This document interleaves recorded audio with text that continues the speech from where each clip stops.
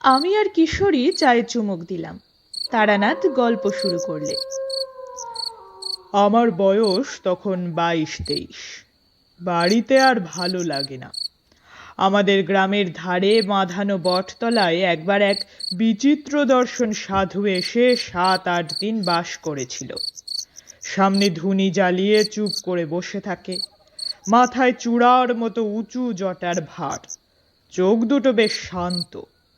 গ্রামের অনেকেই তার কাছে গিয়ে দুধ, ফল মূল এসব দিয়ে আসতো। বৌঝিরা বায়না করত মাদুলি তাবিজের জন্য। সাধু কিন্তু কখনো ভড়ং দেখায়নি, অলৌকিক শক্তি দেখিয়ে ভক্ত জোগাড়ের চেষ্টা করেনি। কেউ বেশি বিরক্ত করলে বলতো, আমি কিছু জানি নে মা, আমার কোনো ক্ষমতা নেই, ভগবানকে ডাকো, ভগবান সব ঠিক করে দেবেন। বেশি ধরাধরি করলে বলতো, আচ্ছা যা, আমি তোর হয়ে ভগবানের কাছে প্রার্থনা করব। এই সততার জন্য এবং কারো কাছ থেকে পয়সা না নেওয়ার সাধুর ওপর আমার কেমন একটা আকর্ষণ জন্মালো। গেলাম একদিন সাধুর বটতলায়। একদিকে বসে আছি, নানা রকম লোক এসে নানান রকম বায়না করছে সাধুর কাছে। সাধু সবাইকেই হেসে বিদায় করছে। এসব মিটতে মিটতে বিকেল গড়িয়ে অন্ধকার নেমে এলো। এবার আমি আর সাধুই কেবল রয়েছি বটতলায়। পাশ থেকে একখানা চেলা কাঠ তুলে ধুনিতে গুঁজে দিয়ে আমার দিকে তাকিয়ে সাধু বলল, আয়, এদিকে এসে বস। আমি সাধুর সামনে ধুনির এপাশে গিয়ে বসলাম। ধুনির আলোয় সাধু কিছুক্ষণ আমার মুখের দিকে তাকিয়ে থাকলো। তারপর একটা নিঃশ্বাস ফেলে বলল, সন্ন্যাসী হবার ইচ্ছা আছে না? আমি কিছু না বলে চুপ করে রইলাম। তোর সেসব হবে না, তবে তোর কপালে অনেক সাধু সঙ্গ আছে দেখছি, কিছু শক্তিও পাবি, কিন্তু সংসারে থাকতেই হবে তোকে। আমি বললাম, আপনি তো কাউকে কিছু বলেন না, আমাকে এত কথা বলছেন কেন? সাধু একটু চুপ করে বসে থেকে বলল, তোর কপালে তন্ত্র সাধনার চিহ্ন আছে, কিন্তু অস্পষ্ট। তার অর্থ কিছু দূরে গিয়ে তারপর ফিরে আসতে হবে। এ চিহ্ন না দেখতে পেলে তোকে এসব কথা বলতাম না, তোর অধিকার আছে জানার। আমি উৎসুক হয়ে উঠলাম, বললাম, আর কি দেখতে পাচ্ছেন সাধুজি? আর যা দেখতে পাচ্ছি তা খুব ভালো নয়। কি রকম? বছর খানেকের ভেতর তোর খুব বড় বিপদ আসছে। ভালোই হয়েছে আমার সঙ্গে দেখা হয়েছে তোর, নইলে প্রাণ সংশয় হতে পারত। বললাম, কিরকম বিপদ কিছু বলবেন না? তাহলে তার থেকে বাঁচবো কি করে? সাধু বলল, তা আমিও ঠিক বলতে পারছি নে, জানলে নিশ্চয় বলতাম। তুই এসে বসবার পর থেকেই আমার মনে কেমন যেন অস্বস্তি হচ্ছিল। এখন তোর দিকে তাকিয়ে দেখতে পাচ্ছি তোর পেছনে একটা অন্ধকারের স্তূপ যেন চাপ বেঁধে আছে। আমি চমকে পেছন দিকে তাকাতেই সাধু হেসে বলল, তুই দেখতে পাবি না, আমি দেখতে পাচ্ছি। আমি বললাম, 1 বছরের মধ্যেই যে বিপদ ঘটবে তা কি করে বলছেন? আগে বা পরেও তো হতে পারে। ওটা আমার অভিজ্ঞতা থেকেই বলছি, বোধহয় ভুল করিনি। চুপ করে বসে রইলাম। বলা বাহুল্য, সাধুর কথা শুনে একটু গা শিরশির করছিল। কেউ যদি জানতে পারে তার পেছনে একটা অদৃশ্য চাপ বাঁধা অন্ধকার ঘুরছে, তাহলে তার ভালো লাগার কথা নয়। তার উপর নির্জন জায়গা, গ্রামের বাইরের দিকে বট গাছটা, ধুনিতে পটপট করে কাঠের গাঁট পড়বার শব্দ হচ্ছে। সাধু আর আমি ছাড়া কোনো দিকে আর কেউ নেই। সাধু বলল, তোকে আমি একটা জিনিস শিখিয়ে দিয়ে যাচ্ছি, ভালো করে শিখে রাখ। যদি কোনো দিন কখনো বিপদ আসছে বলে মনে হয়, কি কোনো অস্বস্তি বোধ হয়, তাহলে এই প্রক্রিয়াটা করবে।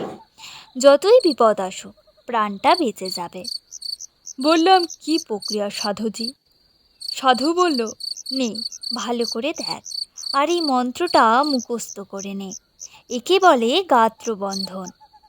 শিখতে বেশিক্ষণ লাগলো না। বললাম, কিন্তু বিপদ যে আসছে তা বুঝতে পারবো কি করে? সাধু একটু হাসলো, তারপর বলল, তুই ঠিক বুঝতে পারবি, তোর কপালে তন্ত্র সাধনার চিহ্ন আছে। বললাম না, সময় হলে আমার মতো মনের মধ্যে বিপদের ঘণ্টা বেজে উঠবে। আমি যেমন আজ তোর বিপদ বুঝতে পারলাম। বললাম, কিন্তু আমি তো পারিনি। আজ থেকে তোকে কিছুটা শক্তি দিলাম, যা ভালো মন্দ যাই আসুক তুই আগে থেকে আন্দাজ করতে পারবি। আমি হাত জোড় করে বললাম, আমাকে আপনার শিষ্য করে নিন, আমি দীক্ষা নেব আপনার কাছে। সাধু ভুরু কুঁচকে বলল, ওসব হবে টবে না, আমি কাউকে শিষ্য করি না। আবদার করিস না, যা কেটে পড়। আবার কবে আপনার দেখা পাবো? এমনিতে দেখা পাবি না, তবে যদি সত্যি কখনো তোর প্রাণ সংশয় ঘটে তাহলে তোকে সাবধান করে দেব।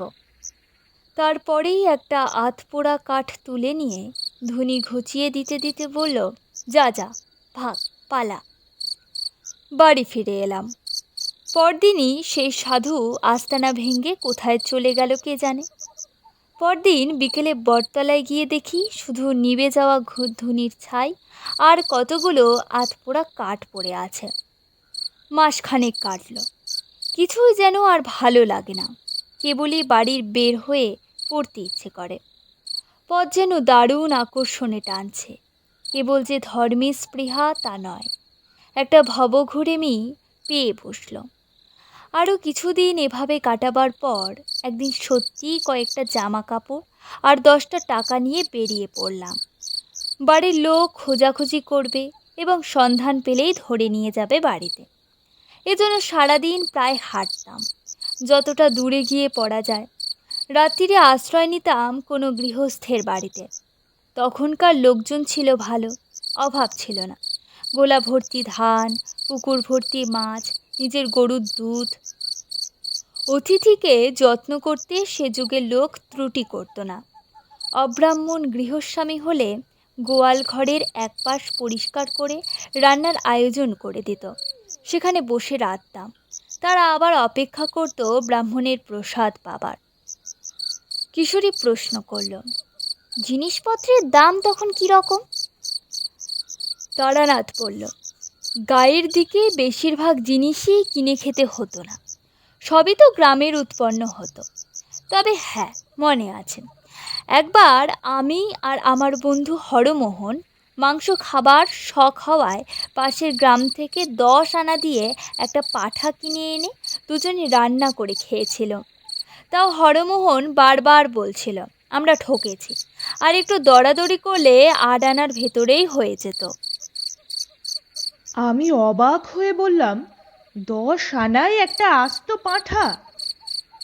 বটেই, সেসব সস্তা গন্ডার বাজার তোমরা কল্পনাও করতে পারবে না। দুজনে মিলে গোটা পাঁঠাটা খেয়ে ফেললেন? তা পারবো না কেন, গাঁয়ের ছেলে, আমাদের খিদেও ছিল আর অম্বলের ব্যামোতেও ভুগতাম না। আমার খাওয়ার কথা আর কি শুনছো? আমার বাবার খাইয়ে হিসেবে 10টা গাঁয়ের মধ্যে নাম ডাক ছিল। সে গল্প বলবো এখন পরে একদিন। কিশোরী বলল, হ্যাঁ, যে গল্প হচ্ছিল সেটা হোক। তারানাথ বলতে শুরু করলো, এভাবে কিছুদিন ঘুরে বেড়িয়ে বিরক্তি ধরে গেল। রোজ রোজ অকারণে পথ হাঁটা, লোকের বাড়িতে আশ্রয় নেওয়া, তাদের দাক্ষিণ্যে ভালো ভালো খাওয়া। শুধু খাবার জন্যেই কি বাড়ি থেকে বেরিয়েছি? বাড়িতে কি আমার ভাতের অভাব ছিল? কিন্তু যা চাই তা পাই কই?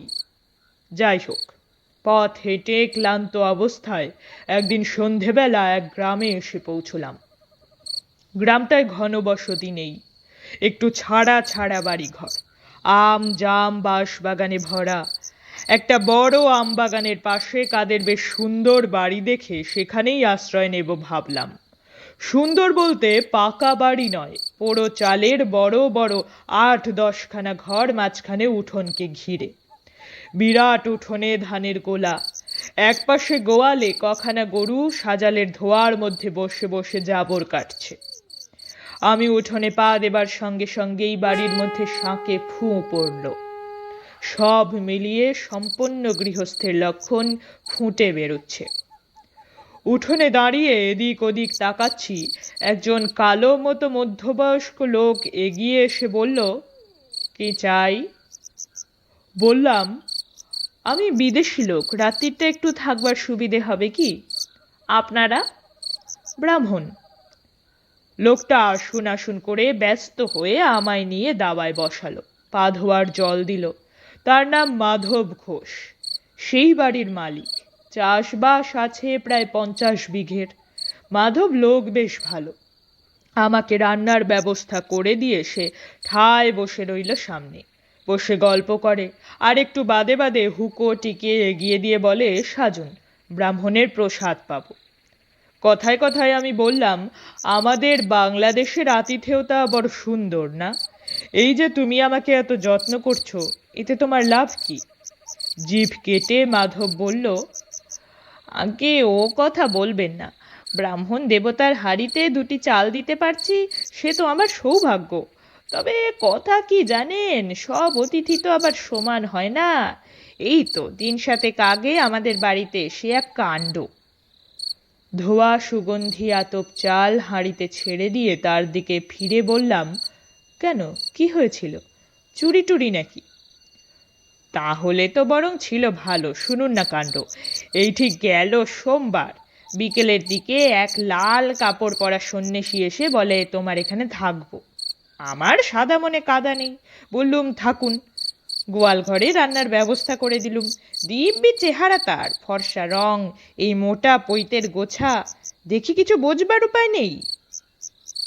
নিঃশেষিত কলকেটি উপর করে তামাকের গুল ছেড়ে কলকেটি একপাশে রেখে মাধব বলল, সে রাত্রিরে কিছু হলো না। পরের দিন সকালে সন্ন্যাসী যাওয়ার সময় আমাকে বললে, কাল যে মেয়েটি রান্নার জিনিসপত্র এগিয়ে দিচ্ছিল, সে তোমার কে হয়? আমি বললাম, আমার মেয়ে। কেন বলুন তো? তারপর কি বলবো আপনাকে?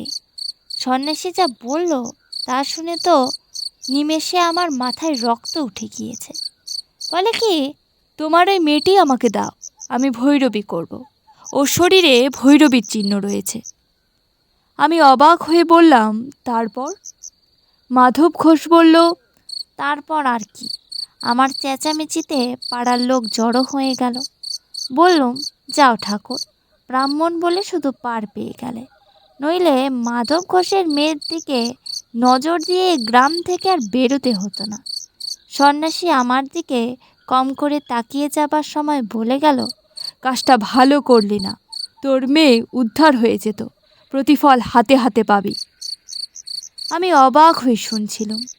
বললাম, বলো কি হে, এ তো সাংঘাতিক ব্যাপার, লোকটা আর আসেনি তো? মাধব ঘোষ হেসে বলল, আর তার আসতে সাহস হবে না, সন্ন্যাসী হলেও প্রাণের মায়া তো আছে। মাধব ঘোষের যত্নের সত্যিই তুলনা নেই। খাওয়া যখন প্রায় শেষ হয়ে এসেছে, একটা বড় জামবাটি ভর্তি দুধ এনে সে একটু দূরে নামিয়ে রাখল। আমি লজ্জা পেয়ে বললুম, আবার দুধ কেন? আগে খান ওটুকু, ব্রাহ্মণ সেবা করলে আমার কল্যাণ হবে। পরের দিন সকালে উঠে আমি মাধবের কাছে বিদায় নিলাম। সে ছাড়তে চায় না কিছুতেই। আমি প্রায় জোর করে চলে এলাম বলা যায়, কারণ আগেই বলেছি আমি দুটো ভাতের জন্য পথে বের হইনি। সরল মানুষের ঘাড়ে চেপে অকারণে অনুধ্বংস করতে আমার খারাপ লাগলো। এই পথে আবার কখনো এলে তার বাড়িতে আশ্রয় নেব কথা দিয়ে বেরিয়ে পড়লাম। দুপুরে একটা গঞ্জ মতো জায়গায় চিড়ে দই কিনে খাই, তারপর আবার হাঁটি। সারাদিনে প্রায় মাইল 15-16 হেঁটে সন্ধে নাগাদ একটা এমন জায়গায় এসে পৌঁছলাম যার ত্রিসীমানায় কোনো গ্রাম বা জনবসতি নেই। রুক্ষ পাদপহীন প্রান্তরের মধ্যে দিয়ে একটা ছোট্ট কি নদী তীর তীর করে বয়ে চলেছে। কি করব ঠিক করতে না পেরে নদীর ধার ধরে হেঁটে এগোতে লাগলাম। মিনিট 15 হেঁটে দেখি সামনে একটা শ্মশান, বেশ বড় শ্মশান। অন্তত যতদূর চোখ যায় তাকিয়ে দেখলাম কেবল পোড়া পোড়া কাঠের গুঁড়ি, ছেঁড়া মাদুর, কাঁথা, ভাঙ্গা কলসি এইসব পড়ে আছে। কিশোরী বললে, এই নির্জন শ্মশানে সন্ধেবেলা আপনার ভয় করলো না? না, ভয় করবে কেন? শ্মশান অতি পবিত্র স্থান। সেখানে মানুষের সমস্ত পাপ শেষবারের মতো মুছে যায়। তার ঊর্ধ্বলোকে প্রস্থানের পথ সুগম হয়। শ্মশানে ভয় কিসের? যাই হোক, দাঁড়িয়ে চারিদিকে তাকিয়ে দেখছি, হঠাৎ গম্ভীর ভারী গলায় পেছন থেকে কে যেন বলে উঠল, এখানে কি চাই? কি ভয়ানক গলার স্বর! লোহার ড্রামে পাথরকুচি ঢাললে এমন শব্দ হতে পারে। চমকে পেছনে তাকিয়ে দেখি একজন সাধু দাঁড়িয়ে, মাথায় পাকা তেঁতুলের মতো অজস্র জটা, মুখময় অযত্ন বর্ধিত দাড়ি গোফের জঙ্গল, লম্বায় আমার মাথা ছাড়িয়ে আর এক হাত, পরনে রক্তাম্বর, পায়ে বউল দেওয়া কাঠের পুরু খড়ম। কি দরকার এখানে? সাধুকে প্রণাম করে বিনীতভাবে জানালাম, আমার বিশেষ কোনো দরকার নেই, পথ হাঁটতে হাঁটতে এসে পৌঁছিয়েছি এইমাত্র। কোথায় যাওয়া হবে? কোথাও না। মানে? ঠিক নেই। সাধু কি বুঝলে জানি না, কিছুক্ষণ আমার মুখের দিকে স্থির হয়ে তাকিয়ে থাকলো। তারপর তার দাড়ির জঙ্গলে খুব সূক্ষ্ম একটা হাসির রেখা ফুটে উঠল। সে বলল, আয় আমার সঙ্গে। সেই ঘনায়মান অন্ধকারে আমি সাধুর পেছনে চললাম। বেশ খানিকটা হাঁটবার পর দেখি একটা গাব বা ওই জাতীয় কোনো গাছের নিচে সাধু মরার মাদুর, কাঁথা ইত্যাদি টাঙিয়ে বেশ ঝুপড়ি মতো বানিয়েছে। বললাম, এইখানে আপনি থাকেন? কেন, অসুবিধাটা কি? সাধুর কথাবার্তা যেন কেমন কেমন। আমি বললাম, না অসুবিধে আর কি, তাই বলছি। সাধু আমাকে ঝুপড়ির বাইরে বসতে বলে নিজে ভেতরে ঢুকলো। বেরিয়ে এলো দুটো পাকা কলা হাতে নিয়ে। বলল, এই নাও খাও। নিলাম। কি উদ্দেশ্যে বেরোনো হয়েছে বাড়ি থেকে? সাধু হবার ইচ্ছে নাকি? আমি উত্তর না দিয়ে কলা হাতে চুপ করে বসে রইলাম। তুই আমার কাছে থেকে যা, আমি তোকে চেলা করে নেব, থাকবি? তারপর সাধু একটা কথা বলল, যা আমাকে আমাদের গ্রামের বটতলার সেই সাধুও বলেছিল। বলল, তোর কপালে তন্ত্র সাধনার চিহ্ন আছে, থেকে যা তুই আমার কাছে। আমি একটু ফাপড়ে পড়লাম। এই সাধুকে দেখে আমার তেমন ভক্তির উদয় হয়নি, বরং কেমন একটু অস্বস্তি হয়েছে। এত সহজে নিজে থেকে চেলা করে নিতে চাইল দেখে সে ভাব বেড়েছে বই কমেনি। ভালো সাধু কখনো কথায় কথায় শিষ্য করে বেড়ায় না। অবশ্য আমার আর চিন্তা কি, থাকি কদিন, ভালো না লাগলে কেটে পড়ায় বাধা কোথায়? সাধু সঙ্গের জন্যই তো বেরিয়েছি, বাজিয়ে দেখতে দোষ কোথায়? বললাম, থাকবো। সাধু বলল, বেশ, আমি একটা বিশেষ সাধনা করছি, সেটা কদিনের মধ্যে শেষ হয়ে যাবে, তারপর তোকে দীক্ষা দেব। কি সাধনা? সে আছে, সময় হলেই জানাবো। তাছাড়া তোর সাহায্যও আমার দরকার হতে পারে। থেকে গেলাম সাধুর কাছে। 2-4 দিন কেটে গেল।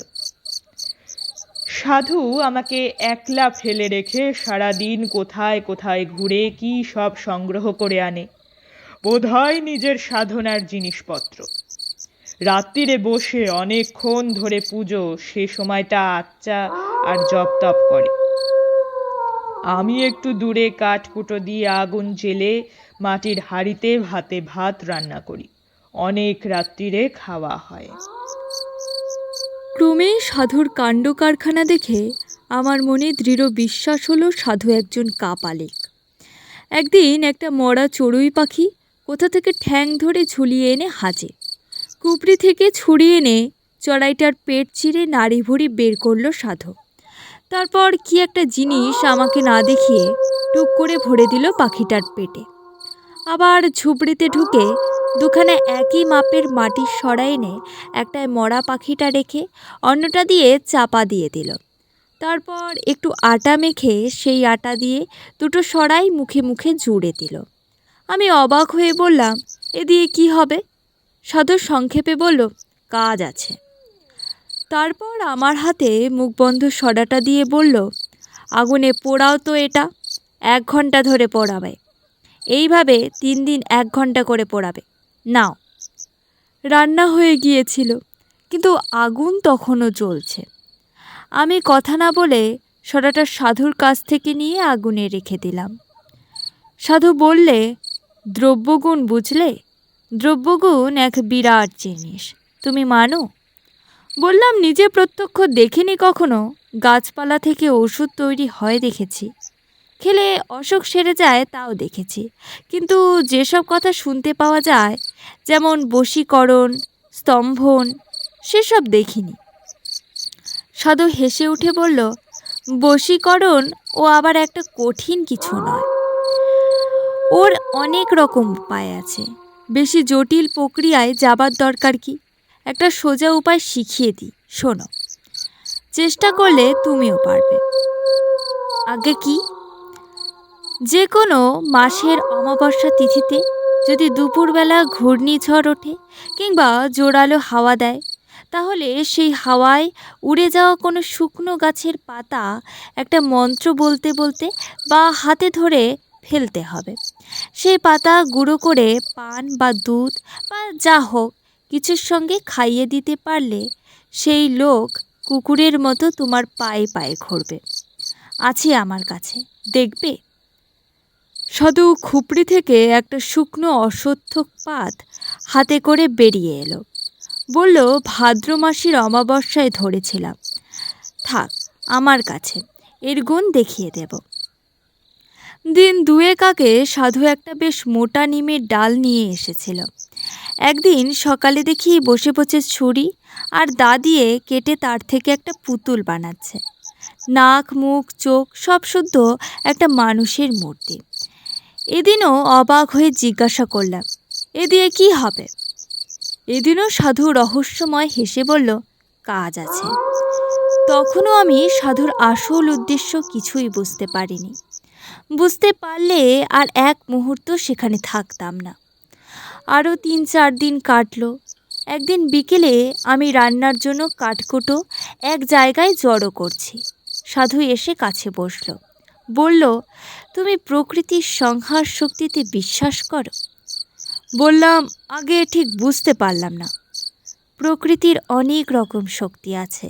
যেমন প্রকৃতি আমাদের শস্য দান করে, বাতাস দান করে, বৃষ্টি দান করে। এগুলিতে আমাদের প্রাণ বাঁচে, এগুলি শুভ শক্তি। আবার মহামারী, দুর্ভিক্ষ, বন্যা, যুদ্ধ, এগুলি হলো সংহারক শক্তি। এছাড়াও নানা ধরনের অদৃশ্য অদ্ভুত মারক শক্তি আছে। সাধনার দ্বারা তাদের জাগ্রত করা যায়। যেমন বেতাল জাগানো। বেতাল হচ্ছে এক ধরনের ক্রূর নিষ্ঠুর অপশক্তি। তার মারক ক্ষমতাও অমোঘ। একবার জাগ্রত হলে কাজ শেষ না করা অবধি তার নিদ্রা নেই। আমার গা শিরশির করছিল। বললাম, আর যদি কাজ শেষ না করতে পারে, যদি বাধা পায়?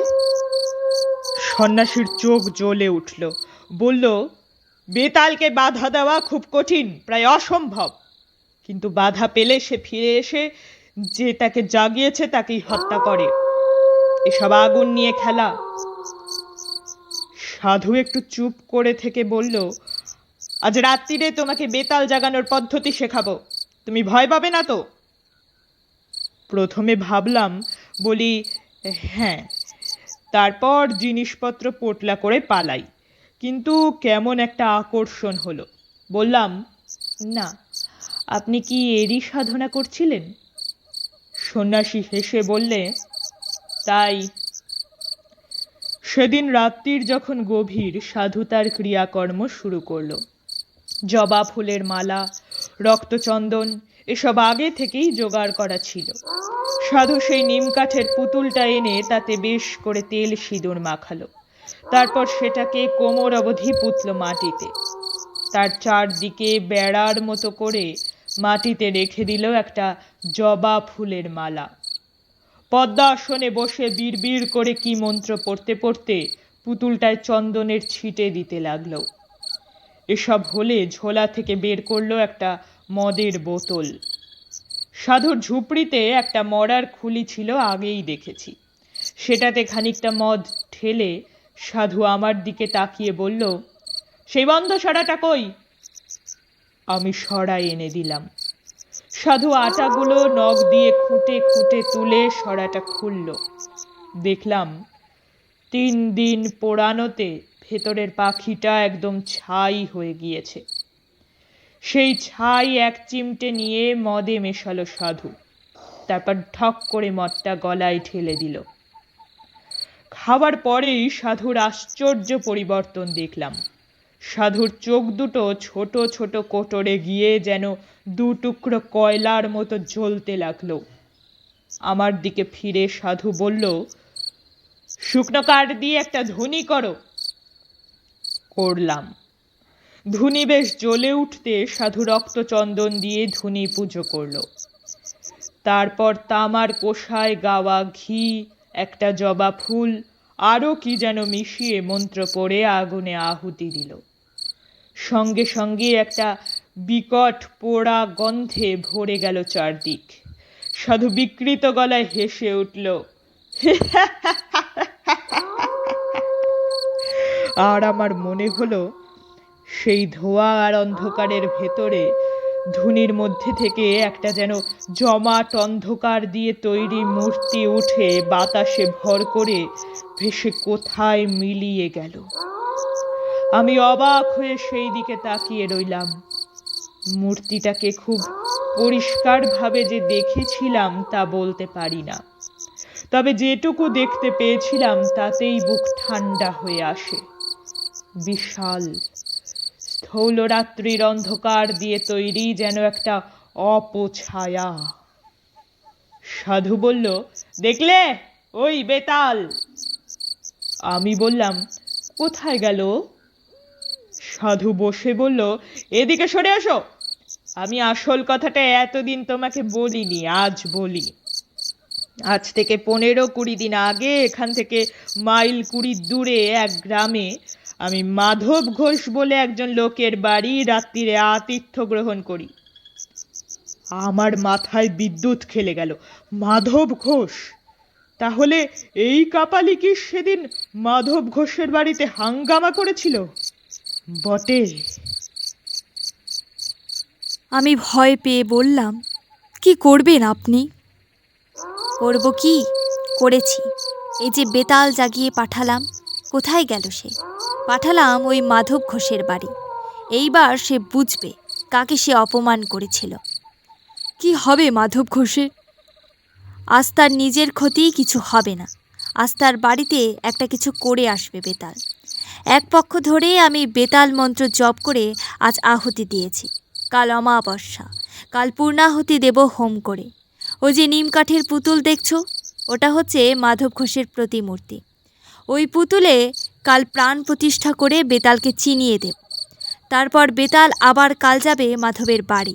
তারপর পরশু মাধব ঘোষের মৃতদেহ পড়ে থাকবে উঠোনে কি আম বাগানের মধ্যে। ভয়ঙ্কর বিভৎস অপমৃত্যু। কেউ কিচ্ছুটি টের পাবে না কোথা দিয়ে কি হলো। সাধুর মুখখানা এখন আমার কাছে নেকড়ে বাঘের মতো লাগছিল। আমি আর সহ্য করতে না পেরে বললাম, কিন্তু এ আপনি অন্যায় করছেন, এ ঠিক নয়। সাধুর চোখ আবার ধক করে জ্বলে উঠল। পৈশাচিক ক্রোধে মুখ বিকৃত করে সে আমার দিকে তাকিয়ে বলল, কি বলতে চাস তুই? আমি অন্যায় করছি? আমার যেন কেমন সাহস এসে গেল। বললাম, নিশ্চয়ই অন্যায়। আপনি এই কুকর্মে লিপ্ত আছেন জানলে আমি একদিনও থাকতাম না এখানে। প্রতিহিংসা সাধনের জন্য নরহত্যা মহা অধর্ম। মূর্খ, কাপালিকের পক্ষে প্রতিহিংসার সাধন অধর্ম নয়। তুই তার কি বুঝবি? থামুন, আপনার মতো নরকের কৃমিকীটের কাছে আর নয়। আমি চললাম, আপনি থাকুন আপনার কুৎসিত সাধনা নিয়ে। হন করে হেঁটে সেই রাত্রিরেই রওনা দিলাম শ্মশান থেকে। পেছনে সাধু ডেকে বলল, যাচ্ছিস যা, কিন্তু শুনে যা, আজ পর্যন্ত কেউ আমাকে অপমান করে বেশি দিন পৃথিবীর আলো দেখেনি, মনে রাখিস। অনেক দূর চলে এসেছি, তখনও পেছন থেকে রাত্রিরে নির্জনতা ভেদ করে সাধুর উন্মাদের মতো হাসি শুনতে পাচ্ছিলাম। পরের দিন দুপুর গড়িয়ে গেলে অবিশ্রান্ত হেঁটেই আমি মাধব ঘোষের বাড়ি পৌঁছলাম। দেখি সমস্ত বাড়িটা যেন কেমন ঝিমিয়ে আছে, ভেতরে কেউ যেন জেগে নেই। আমার বুকটা ছ্যাঁত করে উঠল। না জানি বেতাল কাল রাত্রিরে কি করে গিয়েছে। উঠোনে দাঁড়িয়ে ডাক দিলাম, মাধব, মাধব। ডাক শুনে ভেতর থেকে মাধব বেরিয়ে এলো। আমাকে দেখে সে যেন হাতে চাঁদ পেল। এগিয়ে এসে পায়ের ধুলো নিয়ে বলল, ঠাকুর মশাই, ও আপনি এসেছেন? আমি যেন একটু বল পেলাম, ভগবান পাঠিয়েছেন আপনাকে। দেখলাম মাধবের চোখ বসে গিয়েছে, মুখ শুকনো। বললাম, কি হয়েছে? কোনো বিপদ আপদ হয়নি তো? আর বিপদ, গতকাল রাত্রিরে আমার দুখানা গাই গরু মরে গেল ঠাকুরমশাই। সে কি, গরু মারা গেল কি করে? তা কি করে বলি বলুন দেখিনি ঠাকুরমশাই, আশ্চর্য ব্যাপার। তখন অনেক রাত, হঠাৎ গোয়ালে কেমন একটা শব্দ শুনলাম। মনে হলো গরুগুলো যেন ভয় পেয়ে ছটফট করছে। উঠে বাইরে যাবার আগেই মুংলি গাইটা চিৎকার করে উঠল। গিয়ে দেখি রাঙি আর মুংলি দুটোই মাটিতে শুয়ে ছটফট করছে। কি হলো কে জানে, তক্ষুনি লোক পাঠালাম পাশের গায়ে গোবর্দির জন্য। সে এলো বটে, কিন্তু কিছুই বুঝতে পারলে না। আজ সকালে মারা গেল গরু দুটো। মাধবের চোখ দিয়ে জল পড়তে লাগলো। বলল, আজ সকাল থেকে আবার মেয়েটার জ্বর, গা যেন পুড়ে যাচ্ছে। এসব তো ভালো কথা নয় ঠাকুরমশাই। আপনি এলেন ভালোই হলো। ব্রাহ্মণ মানুষ, ভিটে বাস করলে আমার ভয় কেটে যাবে। বুঝলাম সবই, কিন্তু আমার কি করার আছে কিছুই বুঝতে পারলাম না। আমি থাকলে যদি মাধব শান্তি পায়, তাহলে থাকতে পারি এই মাত্র। একটু পরেই একটা অদ্ভুত ঘটনা ঘটল। তখন বিকেল বেশ গাঢ় হয়ে আসছে। মাধব ঘোষ বেশ করে ফলারের আয়োজন করেছিল। হঠাৎ মনের মধ্যে কেমন যেন একটা অনুভূতি জেগে উঠল। ঠিক কি রকম তা বোঝাতে পারবো না, যেন আমার খুব বড় একটা বিপদ আসছে, খুব কাছে এসে গিয়েছে সে বিপদ। ভয়ের একটা বিচিত্র অনুভূতি বুকের মধ্যে ঠেলে উঠল। সেই অন্ধকার নির্জন আমবাগানে দাঁড়িয়ে হঠাৎই আমার বুক যেন হিম হয়ে গেল। যেন এরকম হচ্ছে আমার, কেন কেন হচ্ছে? তাড়াতাড়ি ফেরবার জন্য এগুতে গিয়ে মনে হলো কয়েক হাত দূরে একটা আম গাছের গুড়ির পাশে কে যেন চুপ করে দাঁড়িয়ে আছে। আর একটু হলে বোধহয় ভয় পেয়ে চিৎকার করে উঠতাম, কিন্তু ততক্ষণে যে দাঁড়িয়ে আছে তাকে আমি চিনতে পেরেছি। আমাদের গাঁয়ের বটতলার সেই সৌম্য মূর্তি সাধু, যিনি বলেছিলেন আমার বিপদ ঘনিয়ে এলেই আমাকে দেখা দেবেন। তাহলে কি সত্যিই আমার আজ সেই বিপদের দিন এসেছে? দূর থেকেই আমি সাধুকে প্রণাম করলাম। সাধু হেসে হাত তুলে আশীর্বাদ করলেন। তারপর হঠাৎ কোথায় সাধু কি কেউ নেই কোথাও, আমি এক অন্ধকারে দাঁড়িয়ে। ফিরে এসে মাধব ঘোষকে ডাকলাম। বললাম, দেখো, আজ আমার তোমার দুজনেরই খুব বিপদ। কি বিপদ তা আমি তোমাকে বলবো না, তোমার জেনেও কাজ নেই। মোট কথা, আজ আর তুমি বা তোমার বাড়ির কেউ বাড়ির চৌহদ্দির বাইরে পা দেবে না। চুপ করে বাড়িতে বসে ভগবানের নাম করো, আর আমাকে এক ঘটি জল এনে দাও তো। মাধবের মুখ শুকিয়ে আরো ছোট হয়ে গেল। দৌড়ে এক ঘটি জল নিয়ে এলো সে। আমি সাধুর দেওয়া গাত্রবন্ধনের মন্ত্র দিয়ে জলটা শোধন করে বাড়ির চারদিকে ঘুরে ছিটিয়ে গণ্ডি কেটে দিলাম। আমি বুঝতে পেরেছিলাম বিপদ শুধু আমার আর মাধবের, কাপালিক আমাকেও ছাড়বে না। আজ অমাবস্যা, আজই সে আমাদের দুজনকে বেতাল পাঠিয়ে শেষ করবে। অন্যরা হয়তো নিরাপদ, তবু সাবধানের মার নেই জেনে সারা বাড়ির চারদিকেই গণ্ডি দিয়ে দিলাম। রাত্রিরে খাওয়া হলে আমি মাধবকে ডেকে বললাম, তুমি আমি আজ এক ঘরে থাকবো। বাড়ির সবাই শুয়েছে? আগে ঠাকুর মশাই। বেশ, এসো আমার সঙ্গে। ঘরে গিয়ে আমি মাধবকে বললাম, ওই ঘটি থেকে খানিকটা জল ঢালো মাটিতে, এই যে খাটের পায়ার কাছে, এইখানটায় ঢালো। আচ্ছা, এবার ডান পায়ের বুড়ো আঙ্গুল দিয়ে ওই জল থেকে রেখা টেনে খাটের চারিদিকে একটা জলের গণ্ডি কাটো। নাও, শুরু করো। আমি তোমার সঙ্গে মন্ত্র পড়তে পড়তে ঘুরছি। তুমি গৃহস্বামী, তোমাকেই করতে হবে, নইলে আমি করে দিতাম। সেই গণ্ডির ভেতরে খাটে উঠে আমরা দুজনে বসে রইলাম। সে কি ভয়ঙ্কর রাত! আমার বুকের ভেতরে এই বিচিত্র বিপদের ঘণ্টা বেজে চলেছে। কি যেন ঘটবে, কে যেন আসছে। আমার পাশে চুপ করে বসে মাধব। ঠিক মাঝরাত পেরিয়ে যাবার পর হঠাৎ যেন এক ঝলক হাওয়ায় বাইরের আমবাগান কেঁপে উঠল। ঝড়ের সময় নয়, কিছু নয়, হাওয়া এলো কোথা থেকে? ক্রমে সেই হাওয়া বেড়ে রীতিমতো ঝড়ে পরিণত হলো। সমস্ত আমবাগান যেন ভেঙে পড়বে। বাড়ির জানলা দরজা দড়াম দড়াম করে বন্ধ হতে আর খুলতে লাগলো। বাড়ির ভেতর মেয়েরা শব্দ করে কেঁদে উঠল। আমি চেঁচিয়ে বললাম, কেউ বাইরে আসবেন না, সব ভেতরে থাকুন। ঝড়ের শব্দের মধ্যে কার যেন বীভৎস হুঙ্কার। বিকৃত যাস্তব গলায় কে যেন আনুষঙ্গিক হুঙ্কার করছে। কে যেন ঝড়ের ছদ্মবেশে প্রাণপণ চেষ্টা করছে বাড়িতে ঢোকবার। বারবার অদৃশ্য কিসে বাধা পেয়ে ফিরে যাচ্ছে। খানিকক্ষণ এরকম চলার পর হঠাৎ ঝড়টা যেন এক মুহূর্তে থেমে গেল। আবার শান্ত আমবাগান। মৃদু হাওয়ায় বাড়ির কলা গাছের পাতা নড়ছে। যে বাড়িতে ঢোকবার চেষ্টা করছিল সে যেন উদ্দেশ্য সফল হবে না বুঝে ফিরে গিয়েছে। আবার বুকের ভেতরে বিপদের ঘণ্টাও হঠাৎ থেমে গেল। মাধব ঘোষ আতঙ্কিত চোখে আমার দিকে তাকিয়েছিল। আমি বললাম, আর ভয় নেই, বেঁচে গেলাম বোধ হয়। সেদিন রাত্রিটা আমরা খাটেই বসে রইলাম। পরের দিন সকালেই খবর পেলাম মাধবের মেয়ের জ্বর নেমে গিয়েছে।